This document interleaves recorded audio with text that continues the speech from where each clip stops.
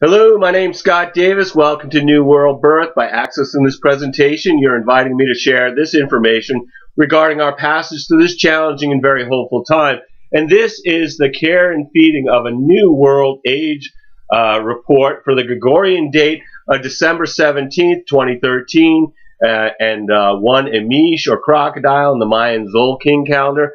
Also, we'll be talking about the Gemini full moon, Uranus moving direct, the sun moving into Capricorn for the solstice, Venus turning retrograde, and Mercury moving into Capricorn. So December 17th is One Imix or Crocodile, and this carries the themes of beginnings, Mother Earth, protection and trust, nurturing, primordial energy, new opportunities, information, instincts, primal creativity, the water lily, abundance, the essence of nature, beauty, receptivity, and growth. And much like other indigenous peoples who believed that the earth was carried on the back of a giant turtle, the Maya believed that our planet was carried on the back of a crocodile who would nurture and protect all the life forms. And they believed that from this primal force, humans receive messages and feelings about our connection to Mother Earth.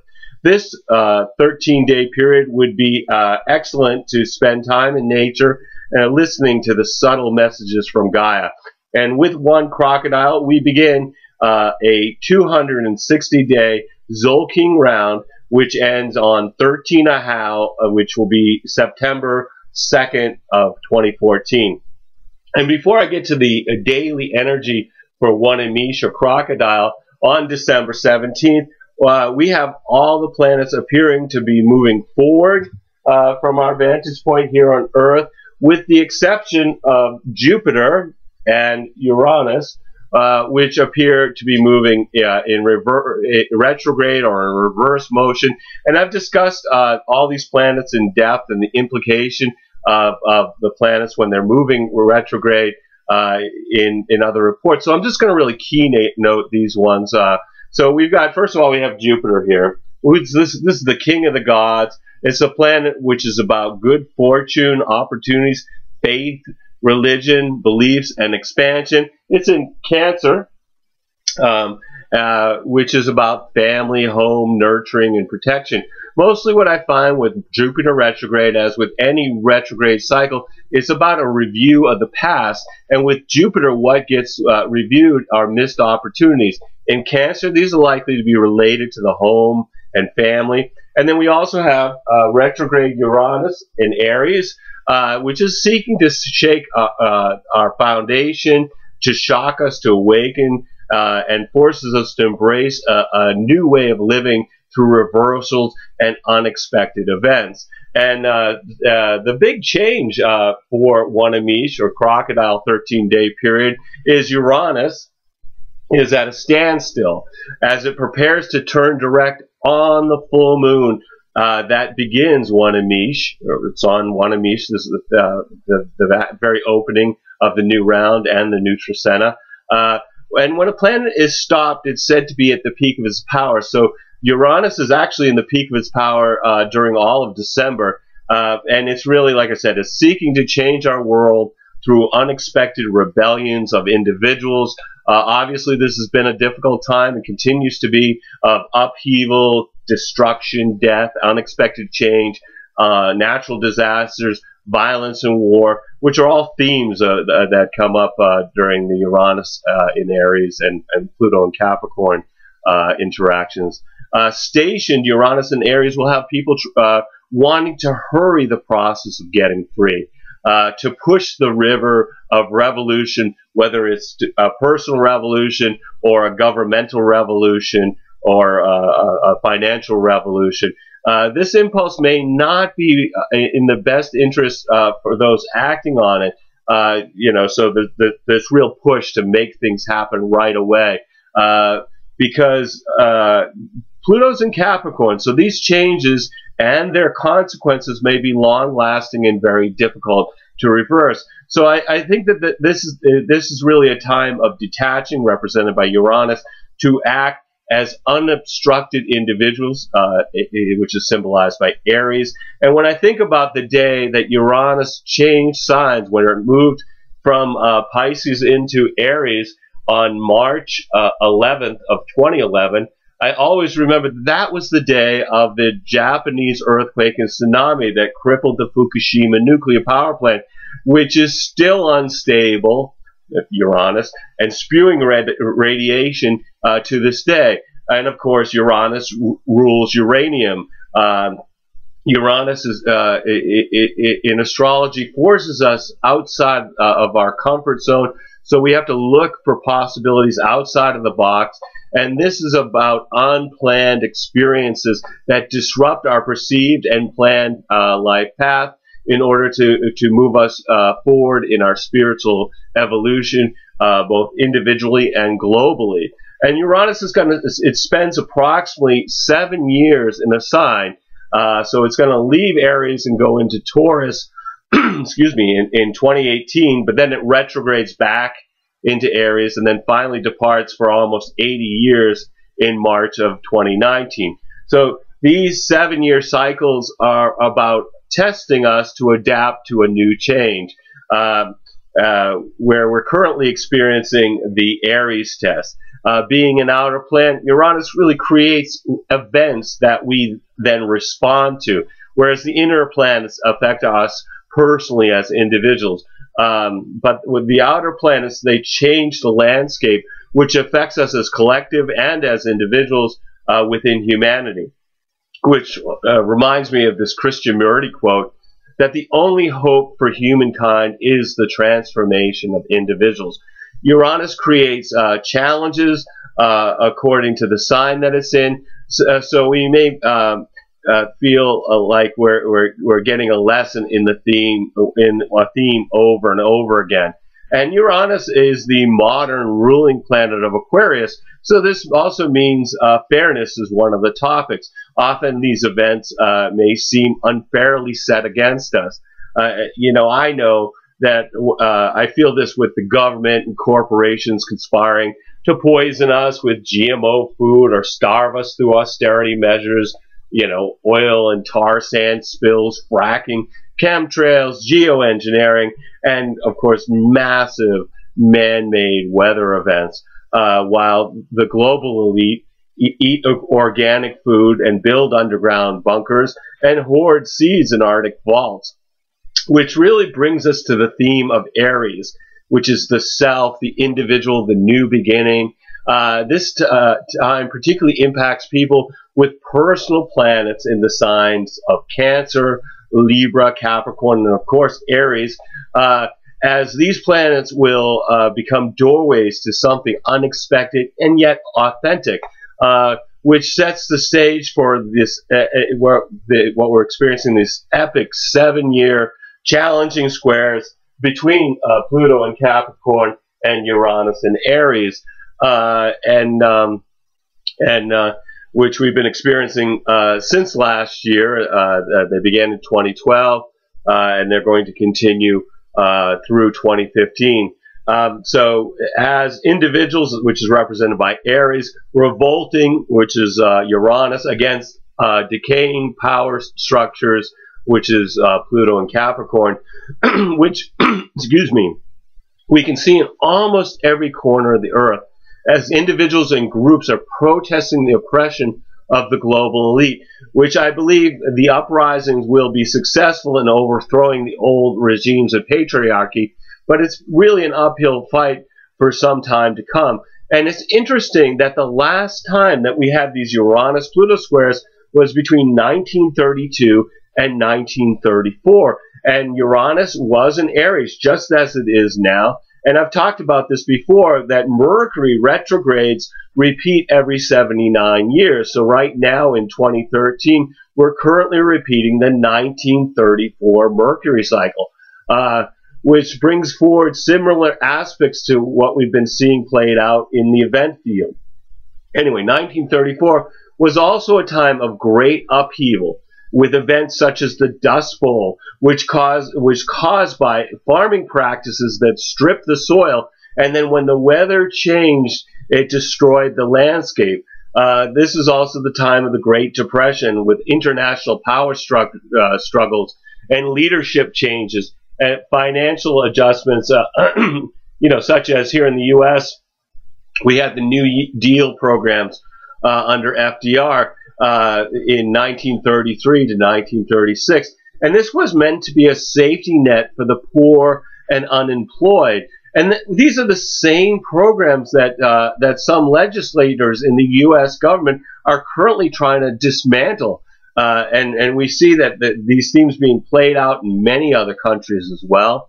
And in thinking about many environmental events that we're facing, whether they're man-made or natural, it reminds me that Uranus was one of the original gods of the Greeks, and he was the sky god and the husband of the earth goddess Gaia. He was born out of the primordial chaos and came to earth every night to cover her and mate with Gaia. Unfortunately, he hated the children she bore him and killed or imprisoned most of them, until his son Kronos, which is also Saturn, ambushed his father, castrated him, and cast the severed testicles into the sea, which then became Aphrodite, or Venus, the goddess of love. So after being disposed, the sky god no longer covered the earth at night, and instead held his place above the earth, which I guess was the beginning of being able to study the movements of the planets and stars in the night sky. This change in direction is really interesting on the very first day of the e-meesh Trecena, on the e-meesh day, and beginning the new 260-day round, which is e-meesh is about nurturing and protecting our Mother Earth and being nurtured and protected by her. These are all the themes of the crocodile, and it's interesting how it weaves into the story of Uranus, who is choosing to change direction on the day on the e-meesh day. And of course, we were talking about how he was disposed of by Saturn, by Kronos, and the offspring of that was the goddess of love. So let's talk about the goddess of love. Venus is also appearing to be stopped from our perspective here on Earth at the opening of the Trecena. Before it's going to appear to move retrograde or in reverse motion, because think about this planet, it's going counterclockwise around the sun in this diagram. And so we normally think of planets moving counterclockwise through the signs of the zodiac. But when these inner planets get on the inner track, they're moving this way. So from our perspective on Earth, they look like they're moving in reverse, related to the zodiological constellations. So anyway, the day that Venus turns retrograde is the solstice on December 21st. That's when we have the sun in the sign of Capricorn, and also Venus is in Capricorn, which this brings the planet aesthetics, romance, and money to remain in the sign of the goatfish, which is what Capricorn is, for 4 months. And when a planet is stopped, it's said to be at the peak of its power, and Venus is currently moving through her shadow period, which she began on November 20th, when it crossed the point where it will eventually turn direct, and it remains in the shadow period prior to turning retrograde on December 21st. And during the shadow period, this is where we received information about needing to adjust our direction. And then Venus is retrograde on the solstice, winter in the north, summer in the south, on December 21st. Venus was at 28 degrees and change, almost 29 degrees of Capricorn. And it then retrogrades until January 31st at 13 degrees Capricorn, which will be a time when we will notice events related to our relationships and or money that shifts our thinking to prepare us for the change that we're going to implement after Venus is direct. And Venus obviously takes a few days to build some momentum before moving reverse on the 31st. So these things are slow to start to make us aware. But with Uranus, expect the unexpected in this equation. There's always the chance that things are going to pop up a little bit before we expect them as well. So let's look at the daily vibrational energy for the One Imix on December 17th. Again, e-meesh is crocodile in the Mayan Tzolk'in calendar. One Imix is about unity experienced through nurturing new beginnings. And this is the day we have the Gemini full moon, and it's opposed by Mercury and the Sun, which underscores the themes of learning. Mercury and the Sun are in Sagittarius, and so they're seeking an education and travel to learn the truth that gives life meaning. The Gemini moon is curious and seeks to gather information that may have value in the future. So you may want to seek answers to important questions in your life under this influence. Full moons can be a time of tension, as the Sun in Sagittarius is about balancing freedom to explore through experience with having a perspective to gather information for intellectual pursuits, which is represented by the Gemini moon. People tend to talk more on full moons, and in Gemini, with its ruler Mercury in Sagittarius, this is likely to be particularly true. With Mars in Libra applying towards this T-square with Uranus and Pluto, there's a sense of disharmony where Mars wants something from the other, and Uranus is at the peak of his power, is unpredictable and potentially volatile. And then we have Pluto, which goes to extremes with this full moon. This brings a time period for the next 3 weeks where this intensity and tension are going to be building, because we are moving towards a pretty interesting opening to the new year, which we'll be covering in the next Trecena report. But things are going to continue to get more intense as we roll along through the end of December and into January. Also on the 17th, like we mentioned, we've got Uranus turning direct from our perspective here on Earth. So now it's looking like it's moving in its proper course. It's been retrograde since July. This brings us into a time of awakening in concert with the Gemini full moon. Uranus is moving forward at 8 degrees of Aries. This is where we slowly realize the powerful energetic that stimulates us to live our lives more authentically. This adds more weight to the seeking freedom side of the equation of the full moon, that kind of Sagittarius energy. The 18th is to eke or win. This is about duality experienced through communications, as Jupiter squares Ceres, which gives us a few days before and after that date where exercise and dieting routines are really kind of challenged. There's a temptation to indulge during this time period, and it's important to listen to our bodies in order to maintain balance. We also have the Cancer moon is being challenged by Uranus and opposing Pluto, which has folks acting hasty and jumping to conclusions that may not be correct, and, and brings deep emotions rising to the surface. Excuse me. December 19th is 3 Akbal, or night, in the Mayan Tzolk'in calendar. This is about taking action through contemplating the stars, with the moon in Cancer merging with Jupiter and finding support from Saturn opposed by Venus. The day's emotional energy begins with good feelings and generosity towards others, and then later shifts to more sober and realistic views of life, and then wraps up with pleasant feelings for enjoying sensual experiences and rich foods, with a caution against overindulgence. The 20th is for Khan, or seed, or lizard. This is about stability through planting seeds and making new connections, as the Leo moon is stimulated by Mars and it finds support from Uranus, and the day moves from having a desire to work independently from others to later having the impulse to engage in activities that make us feel more alive. And then December 21st is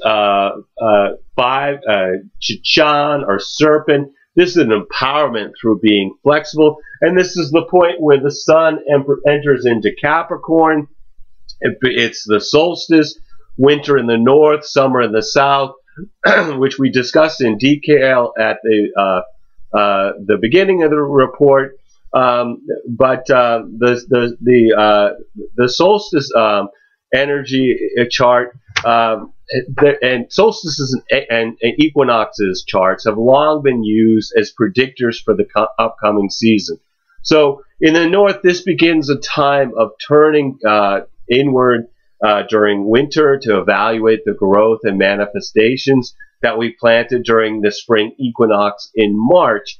In the south of the equator, this is a time of cultivating the intentions that were planted during your spring equinox in September. And when we're considering the solstice chart, I like to look at the dominant alignment. So here we are. Let's get the chart here correct. Here we go. Sorry about that. So when we're looking at, this is the chart that we're looking at for the solstice.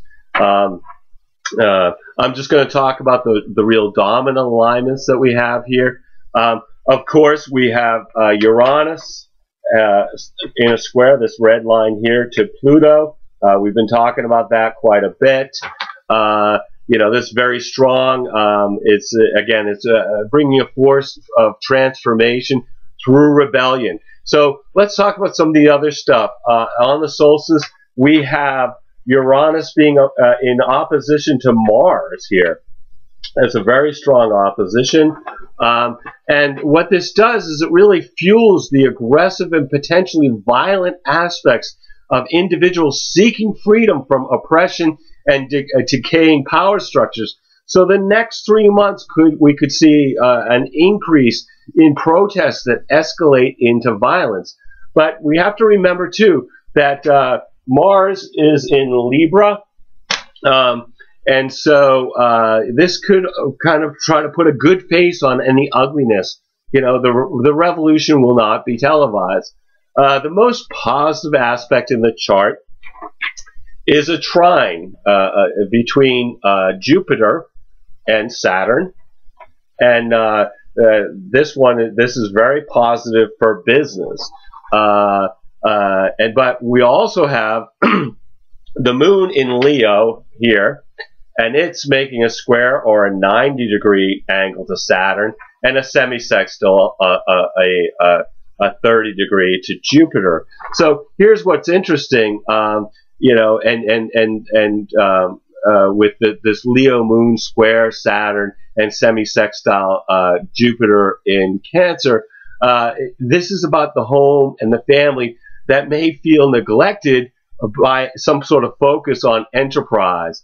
And with a Leo moon, I suspect that it will not be without some form of drama that comes out of the homestead. So overall, the next 3 months, just kind of looking at this solstice chart, I think we're going to be seeing that there's going to be more opportunities for business, but there's also going to be challenges at the home and potentially aggressive rebellion in the street.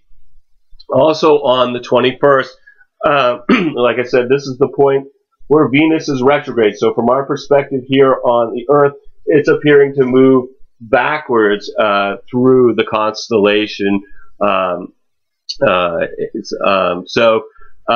which begins that second stage where we learn about a challenge to our current course through our experiences and relationships. Retrogrades, again, are times to review. We're looking back. Venus is retrograde about every 18 months and can have an impact on our relationships, but also Venus rules money. So it's also can have an impact on money. I think with Jupiter being the only other retrograde planet during this time, we have folks reviewing their past relationships for missed opportunities. And because Venus also rules money, people are probably also reviewing past dealings with an eye for choices that did not work out as planned. Overall, something from the past needs to be reviewed and resolved. So here, as we're trying to wrap up the year during this 9-month in numerology, which I discussed in the last report, so what are we wrapping up? Well, it could be love relationships, or it could be financial connections, but it's in Capricorn. So whatever we become resolved to do, we really need to be committed to our resolution. And this is to, there's a real push to tie up loose ends as we move into 2014 and a new season with Venus retrograde. Overall, I think it's a trap to watch out for is regret. The past is the past, so let go of regrets and try not to waste much thought on whether somebody who maybe dumped you in the past regrets their choice. I think that those who are without regrets tend to be shallow people. So if you were tossed aside by one of them, then they probably did you a favor. With the Leo moon, it's challenged by Saturn. This brings people to feeling lonely and isolated on the day. So, you know, that's the energetic of the day. If you know what it is, you can use it to your best advantage, and not get caught in some of these traps. That's why I put these reports out.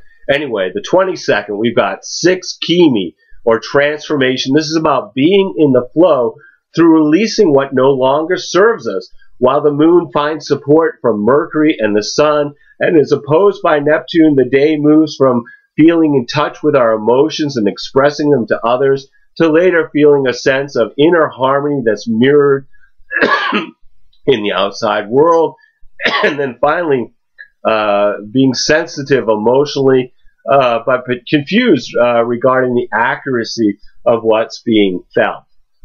And then December 23rd, we have 7 Manique, or deer. This is reflection through being of service to others, with the Virgo moon finding support from Pluto, which brings out intense emotions and stimulates sensitivity. It also favors sexual relationships.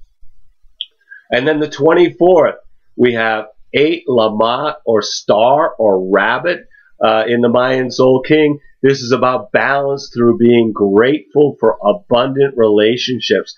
And at this point, we have the Capricorn sun harmonizing with Neptune up here in Pisces. So from our perspective here on the Earth, there is a 60-degree angle being formed, which really brings a pleasant flow between our conscious world and the spiritual world through our intuition, imagination, meditation, and creativity. This also brings sensitivity to the energies of other people and circumstances in your environment.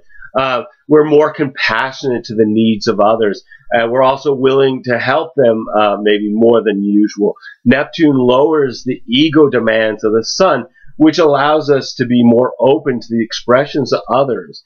Service brings satisfaction with this transit. Spiritual and mystical aspects of life grab more of our attention during this period. It's great energy to take space out of your normal routine to meditate or spend time in nature. And this transit tends to lower the energy. So it's not really a good day to start some Herculean new project, but do something that improves your spiritual well-being. You know, this energy is like the energy that transformed Ebenezer Scrooge in Charles Dickens' Christmas Carol.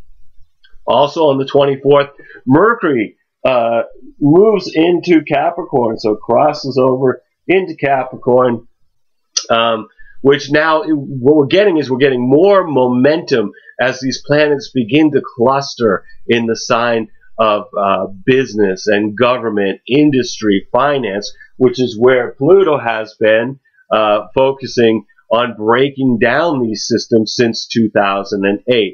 And, here, just to think about this for just a second, Pluto, before 2008, Pluto was in Sagittarius. This was a time of expansion and stretching, and, people believed that the markets could not possibly fail, and the housing market couldn't fail, even though the dot-com industry failed. Sagittarius is ruled by Jupiter. It's very opportunistic. It's very, just doesn't see the possibility. Then Pluto slides into Capricorn, and all of a sudden, 2008, we start to see the cracks in the foundation. And, that's when things started to fall apart. So this is really, showing that what's happening in astrology is being mirrored in our own world here on planet Earth. So anyway, let's go back to Mercury now in Capricorn. This brings a good time period for business and thinking about goals in 2014. We also have the moon in Virgo. It's harmonizing with Jupiter and Saturn and supported by Venus. The day begins with feelings of being in the flow and having a sense of wholeness. And then later, this realistic expectations through being calm and reflective. And then finally, enjoying pleasant feelings and social interaction.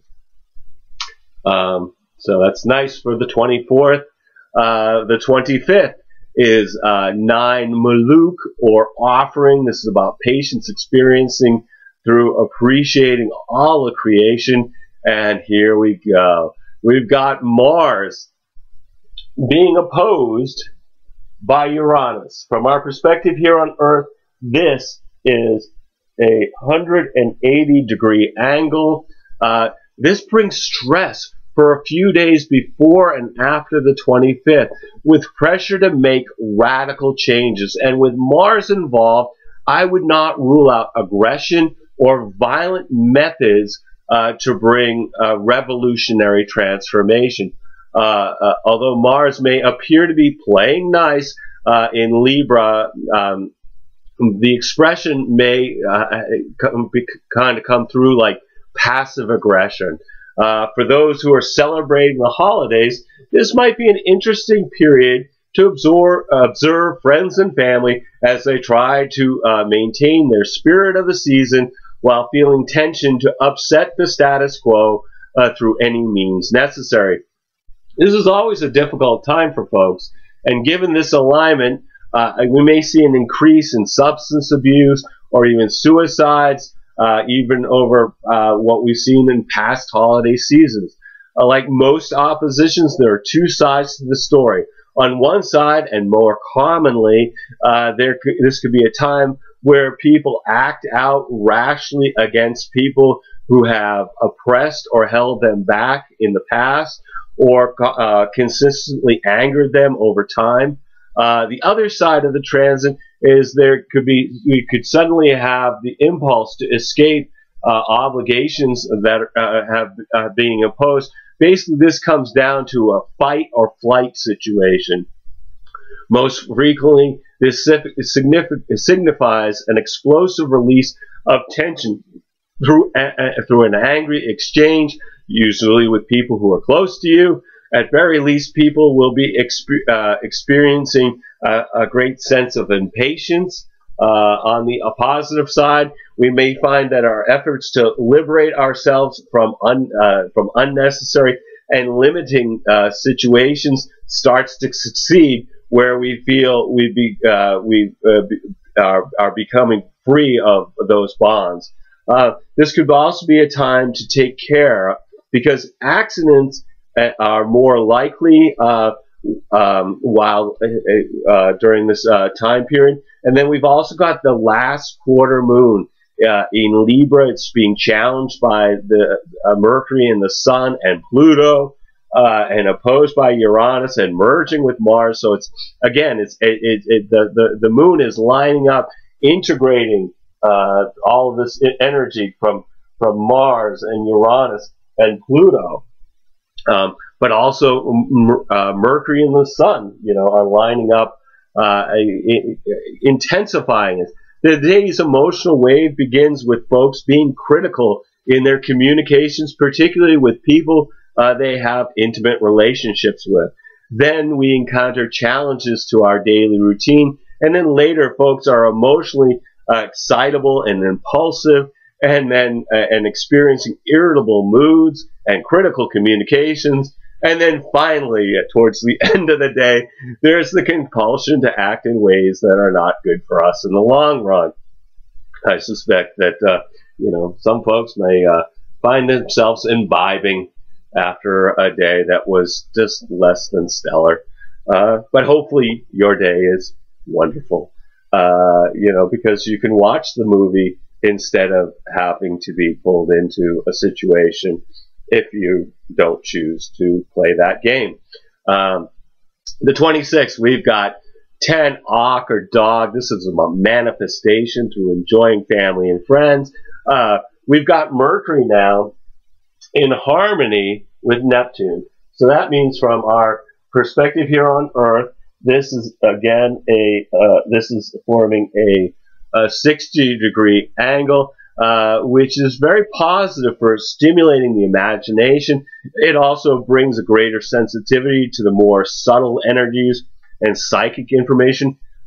This could be a period of dreaminess where folks spend more time fantasizing. Withdrawal from life is not bad.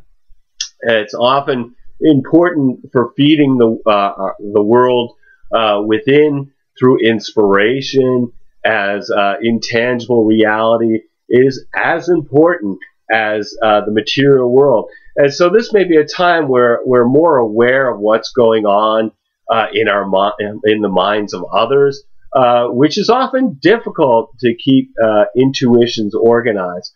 Clarity and detail are not favored at this time.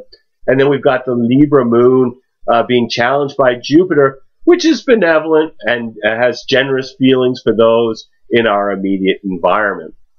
And then on the 27th, we have 11 Shuin, or monkey. This is about resolution through creating something new in the Mayan Tzolk'in calendar. With the moon being challenged by Venus and finding support from Neptune and harmonizing with Mercury and the sun, the day moves from pleasant energy from being with others you want to know better to fantasies and daydreams distracting us from accomplishing our daily tasks. And then finally, lots of people chatting with friends, neighbors, co-workers, with feelings of inner and outer equanimity. The 28th is 12 Ebb, or road, understanding through serving the community. We've got the Scorpio moon in harmony with Pluto, supported by Jupiter and merging with Saturn. The day moves from having deep emotions finding their way to the surface and felt on a profound level, that's Pluto, to later having a pleasant sense of well-being when interacting with Jupiter. And then it wraps up with wanting to be alone in our thoughts and feelings when it's conjunct or merging with Saturn. December 29th is 13 Ben, or reed, or corn. This is movement to the next stage through maintaining the home. And it's at this point we have the sun merging with Mercury, so it's moved all the way around, so they're exactly the same degree of Capricorn from our perspective here on Earth. This stimulates our social interactions, our conversations, particularly with people who are part of our new direction. Okay, and in Capricorn, this could really be related to business pursuits, also illumination that comes to some dark area of our minds, which brings information that was previously in the shadow. This alignment emphasizes an increase in conversations, although folks are more inclined to talk than listen. Being a conjunction, this brings the initiative to start something new, including starting a new business venture, as Mercury rules commerce and the exchange of ideas. This also brings a sharpness to our thinking process that's good for that's good. It makes it a good time for making plans for the future. Also, Mercury in Capricorn is being challenged by Uranus in Aries. So from our perspective here on Earth, this is forming a 90-degree angle, which is a stressful alignment. It pits the traditional thinking against the rebellious new views on the 29th.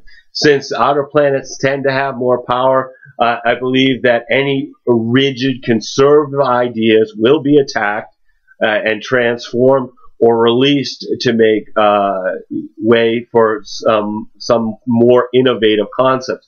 This could be a time of increased protests with the potential for recklessness and violence. Personally, I think that this can be quite stimulating and bring fascination with new phenomena. Flexibility is key with this transit because the more rigid our thinking, the more nerve-wracking the effect. Expect the unexpected, surprises and upsets, and you'll have the best chance to be able to go with the flow, which may mean that plans for the day do not go as expected, but epiphanies are more likely. So you may want to have a way to capture your genius thoughts in some form of record keeping. And they could be so fast that you may want to just record it rather than taking the time to try and write it down, because Uranus, it might be gone that quickly. But just, this is brainstorming time. You wait a day or so to re-examine what you've recorded on this day. Because basically the pace is really fast. It can lead to sloppiness. It's a day to be careful about making sudden, unexpected moves, as accidents are also more likely under this influence. And with the moon in harmony with Venus and challenged by Neptune, which moves us from wanting to be with friends and the people we love to daydreams and fantasies being more important than reality.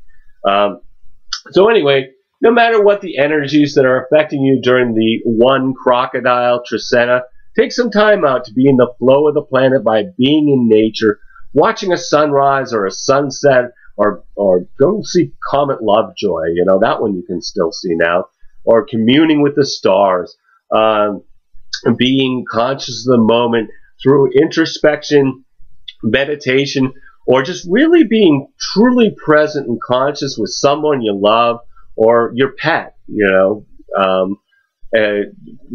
just really being in the moment with that other being. Because every single day we have is a blessing, no matter what dramas beckon to distract us. We're all giving the performance of our lifetimes on the world stage. Just take some time out to observe the play, observe the movie, as well as act your part by remembering you're a spiritual being who's having a human experience. As always, I want to thank you for checking out New World Birth.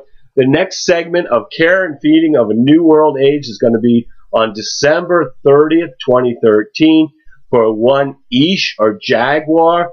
And we'll be talking about the Capricorn new moon, which is also conjunct Pluto on the 1st, on New Year's Day.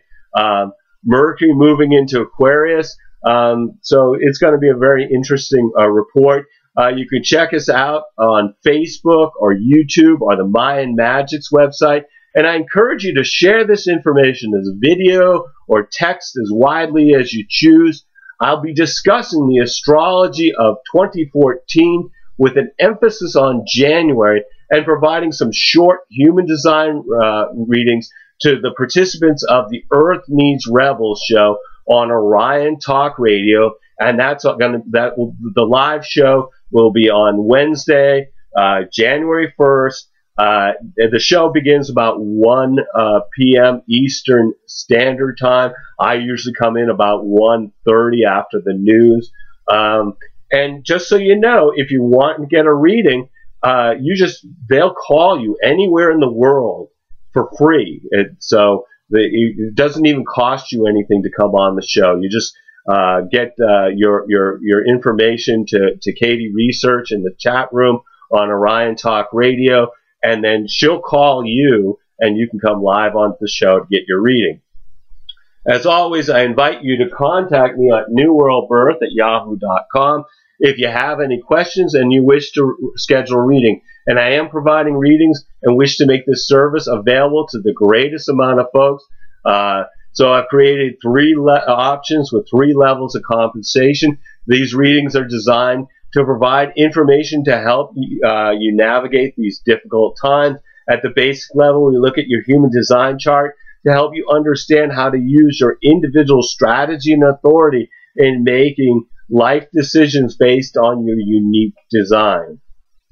I include 3 months of astrological transits as they relate to your natal and progressed astrology chart, along with the human design reading at the middle level. And then at the top level, the human design reading and the astrology reading, so you're getting 2 readings for the price of 1, will be recorded and sent to you as an MP3 file to be downloaded to your computer. So if you've been thinking about getting a reading, please contact me. I'd love to provide you a reading during these uncertain times. Also, they're great gifts. Who doesn't want to listen to somebody talk to them for 2 hours about them and about how they can implement something that's going to make their life better? Whatever the case, you'll need to either be able to call me in Maine, in the USA, or we can connect with Skype to receive your reading. Also, we're accepting donations to keep these reports freely available. The best way to make a donation to New World Birth is get a reading. As always, I am so blessed that you've taken the time out to connect with my passion for these ancient mysteries and their application to our journey during this incarnation. The light in me honors the light in you. Namaste and Lakesh. And I look forward to seeing you on the 30th for One Imix, or at the radio show, or for a reading. But thank you. I'm always grateful. Peace.